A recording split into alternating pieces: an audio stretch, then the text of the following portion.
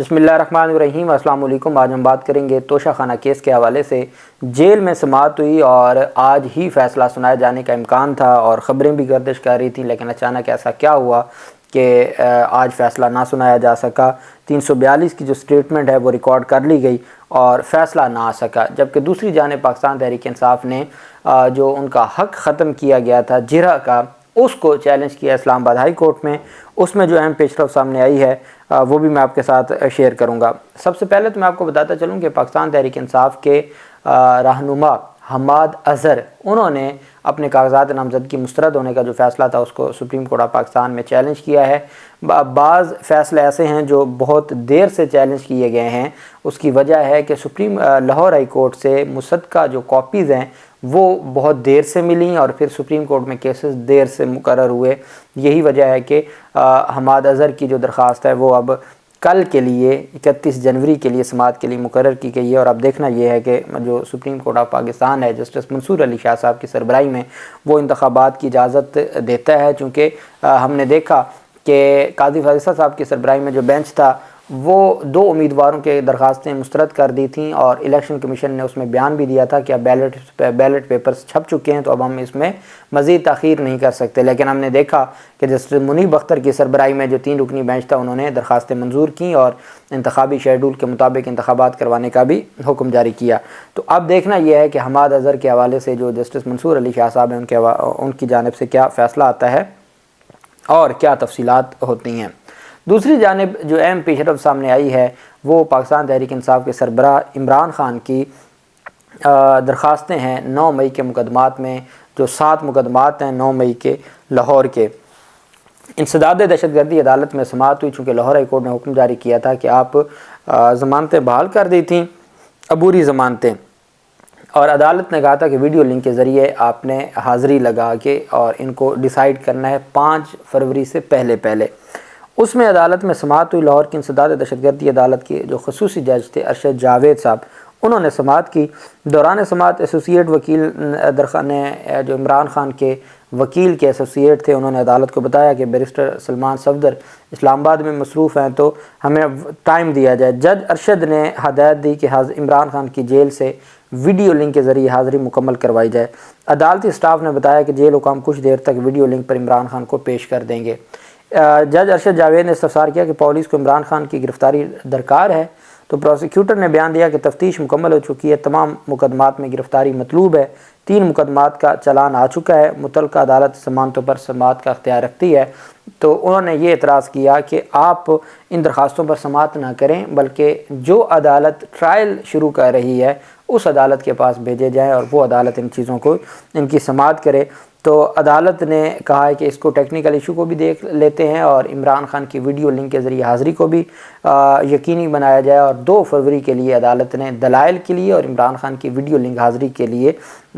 سماعت کو ملتوی کیا ہے 2 فروری۔ اور پاکستان تحریک انصاف کے وکلاء سے کہا ہے، پاکستان تحریک انصاف کے وکلاء نے کہا ہے کہ اس میں 3 مقدمات وہ ہیں جس میں ہماری ضمانت ہو چکی ہے، ہمارے آرگومنٹس ہو چکے ہیں، اس میں آپ ضمانت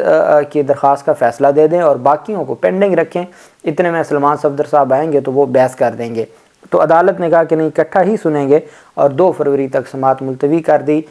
آج ویڈیو لنک کے ذریعے ان کی جو حاضری ہے وہ مکمل نہ کروائی جا سکی اور عدالت نے 2 فروری کے لیے ویڈیو لنک کے ذریعے حاضری مکمل کرنے کا بھی حکم جاری کر دیا۔ دوسری جانب پاکستان تحریک انصاف کے سربراہ عمران خان نے توشہ خانہ کیس میں جو ان کا حق دفاع ختم کیا گیا اس حق دفاع کو چیلنج کیا اسلام آباد ہائی کورٹ میں۔ درخواست دائر کی گئی بیرسٹر سلمان صفدر اور ایڈوکیٹ چودھری ظہیر عباس کے ذریعے یہ درخواست اسلام آباد ہائی کورٹ میں دائر کی گئی۔ توشہ خانہ کیس میں حق دفاع، یہ بیسیکلی حق دفاع نہیں ہوتا، یہ جرح کا جو رائٹ ہے وہ ختم کیا گیا ہے۔ تو جب ڈیفنس وہ اپنی سٹیٹمنٹ دیں گے تو وہ حق دفاع، تو میرے خیال میں جتنا میں قانون کو جانتا ہوں کہ حق دفاع ملزم کے پاس صرف اتنا ہے کہ وہ 342 کی جو ڈیفنس سٹیٹمنٹ ہے، جو دفاعی اس کا بیان ہے وہی دیتے ہیں، باقی ایویڈنس پروسیکیوشن یا مدعی کی طرف سے ہوتی ہے اور وہ جرح کرتے ہیں۔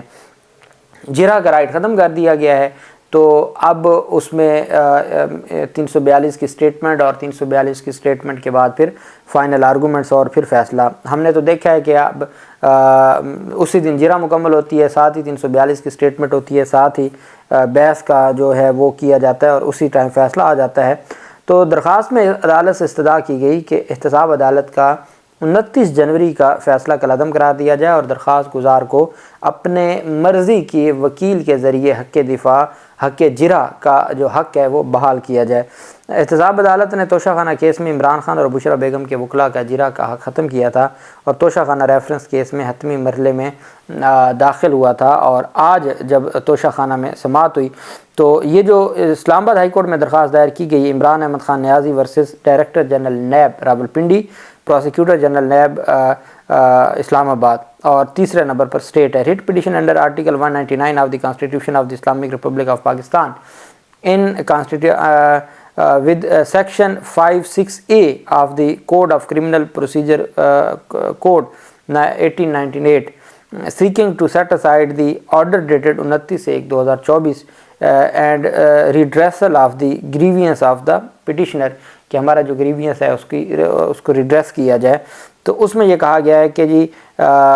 بتایا گیا کہ پاکستان تحریک انصاف کے سربراہ عمران خان 22ویں وزیر اعظم ہیں پاکستان کے، اور وہ ہمیشہ آئین اور پاکستان کے ساتھ کھڑے رہے، اور انہوں نے آئین اور پاکستان کی جو بالادستی ہے، ریاست پاکستان کی بالادستی، اس کے لیے کام کیا، لیکن ان کے ساتھ ناجائز طریقے سے ٹرائل آگے بڑھایا جا رہا ہے۔ اور اس میں یہ کہا گیا کہ in the light of the above mention facts and circumstances it is most humbly prayed that the order dated 29/1/2024 issued by the London Trial Court, thereby depriving the petitioner of his valuable right to defend himself through the of cross examination, be graciously set aside in the interest of justice، کہ جو 29 جنوری کا فیصلہ ہے جس میں جرا کا ختم کیا گیا اس کو سیٹ اسائڈ کیا جائے اور ہر صورت ہمیں ریلیف دیا جائے۔ اب یہ جو درخواست ہے اس میں عدالت سے یہ استدعا کی گئی ہے، عدالت سے یہ گزارش کی گئی ہے کہ مہربانی کر کے ہمیں ہمارا حق دیا جائے جو قانون نے ہمیں ہمارا حق دیا ہے، اور ہم صرف یہ چاہتے ہیں کہ جو جرا ہے وہ کرنے دی جائے، چونکہ جرا نہیں ہوگی تو پورے کا پورا جو کیس ہے پھر اس کی حیثیت ختم ہو جاتی ہے۔ آج چونکہ سائفر میں عمران خان کو سزا سنا دی گئی تو وہیں پہ جو جج محمد بشیر صاحب تھے انہوں نے توشہ خانہ جو کیس ہے اس کے اوپر سماعت کی۔ عمران خان اور بشرا بیگم اس میں ملزم ہیں، اور عدالت میں تفصیل سے جب سماعت مکمل ہوئی تو عدالت کی جانب سے یہ کہا گیا کہ جی جرا ہو چکی ہے۔ اب یہ جرا وہ ہے جس میں رائٹ ختم کر دیا گیا ہے، تمام کے تمام گواہان کو، 3 سے 4 گواہان پر شہباز کھوسہ نے جرا کی تھی، اور اس میں ایک دبئی کے جو کمپنی کے ملازم بھی تھے ان پر جرا کی تھی، اور باقیوں پر جو معاملہ تھا وہ ساری کی ساری جو عدالت کی جانب سے چیزیں تھیں وہ سامنے آ گئی تھیں کہ عدالت نے باقی گواہوں کی جرا کا حق ہی سرے سے ختم کر دیا تھا۔ تو اس میں 342 کی جو سٹیٹمنٹ ہے بشرا بیگم کی وہ ریکارڈ کر لی، اور آج ہی یہ خبریں گردش کر رہی تھیں کہ عمران خان کو آج ہی اس میں بھی فیصلہ آ جائے گا، اور اس میں فیصلہ کیا آئے گا؟ سزا ہے۔ سزا میں اگر عمران خان کے ساتھ بشرا بیگم کو بھی سزا ہو جاتی ہے تو بشرا بیگم بھی جیل میں ان کو منتقل کر دیا جائے گا۔ تو اسلام آباد ہائی کورٹ نے آج فیصلہ دیا توشہ خانہ اور 190 ملین پاؤنڈ کیس کی سماعت میں جو جیل سماعت تھی اس کو درست قرار دے دیا، اور عمران خان کی درخواستیں خارج کر دیں۔ چیف جسٹس عامر فاروق صاحب کی سربراہی میں 2 رکنی بینچ تھا، جسٹس طارق محمود جہانگیری صاحب اس بینچ کا حصہ تھے، جس میں عمران خان نے جیل ٹرائل کے نوٹیفیکیشن کو عدالت میں چیلنج کیا تھا۔ جسٹس میاں گل حسن اورنگزیب صاحب نے سوالات اٹھائے تھے کہ یہ کیسے ہو سکتا ہے، یہ سارے کا سارا جو ٹرائل ہے اور یہ ساری کارروائی ہے۔ اس کے بعد میاں گل حسن اورنگزیب صاحب چھٹیوں پہ تشریف لے گئے، وہ بینچ آ گیا عامر فاروق صاحب کا۔ جسٹس میاں گل حسن اورنگزیب صاحب کی سربراہی میں ڈویژن بینچ پہلے ہی سائفر کیس میں جیل ٹرائل سے متعلق جو چیزیں ہیں اس کو ڈیسائیڈ کر چکا ہے، اور ہمیں یہ تھا کہ پچھلی کارروائی کو ختم کیا جائے گا اور آگے عدالت کی جانب سے کوئی حکم جاری کیا جائے گا، لیکن عدالت نے جو فیصلہ 24 جنوری کو محفوظ کیا تھا وہ 30 جنوری کو سنایا ہے، جس دن یہ ساری فائنل کارروائی اڈیالہ جیل میں جاری تھی۔